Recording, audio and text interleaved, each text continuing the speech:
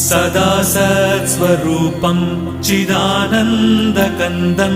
जगत्सम्भवस्थानसंहारहेतुं स्वभक्तेच्छया मानुषं दर्शयन्तम् नमामीश्वरं सद्गुरुं साईनाथं नमामीश्वरं सद्गुरुं साईनाथम् भवद्ध्वान्तविध्वंसमार्ताण्डमीड्यं मनोवागतीतं मुनिर्ध्यानगम्यं जगद्व्यापकं निर्मलं निर्गुणं त्वां नमामीश्वरं सद्गुरुं साईनाथं नमामीश्वरं सद्गुरुं साईनाथम् भवाम्बोधिमग्नार्दितानां जनानां स्वपादाश्रितानां